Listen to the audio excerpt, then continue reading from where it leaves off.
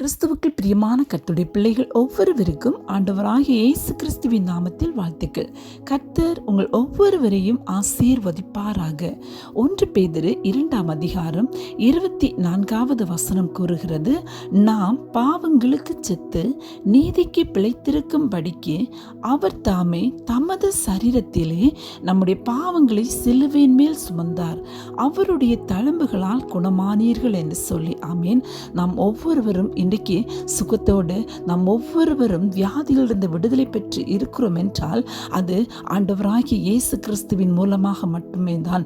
ஆமேன். இந்த காலை வேளை ஒருவேளை இன்னமும் சுகத்தை அடைய முடியாமல் வியாதியோடு வேதனையோடு நின்று கொண்டு இருப்பீர்கள் என்றால் இந்த காலை வேளையில் ஆண்டவராகிய இயேசு கிறிஸ்து என்னுடைய பாவங்களுக்காக நான் பிழைத்திருக்கும்படிக்கு அவர் தம்முடைய சரீரத்திலே அவர் அனைத்தையும் அவர் சுமந்து தீர்த்தார் என்று சொல்லி ஆமென் விசுவாசிப்பீர்கள் என்றால் நிச்சயமாகவே உங்களுடைய வாழ்க்கையில் ஒரு விடுதலை உண்டாகும். ஆமென். நாம் ஒவ்வொருவரும் பாவத்திலிருந்து ஒரு விடுதலை பெற வேண்டும் என்பதற்காக நம்முடைய வாழ்க்கையில் நாம் தொடர்ந்து நாம் சந்தித்து கொண்டு இருக்கிற எல்லா விதமான பாடுகளிலும் இருந்து எல்லா விதமான நஷ்டங்களிலும் இருந்து சாபங்களில் இருந்து ஒரு விடுதலை தருவதற்காக ஆண்டவராகிய இயேசு கிறிஸ்து அவர் தமது சரீரத்திலே நம்முடைய பாவங்களை சிலுவையின் மேல் சுமந்தார் என்று சொல்லி வேதம் சொல்லுகிறது. இந்த காலை வேளையில் விசுவாசிப்பீர்கள் என்றால் நிச்சயமாகவே உங்களுடைய வாழ்க்கையில் விடுதலை உண்டு. ஆமேன்.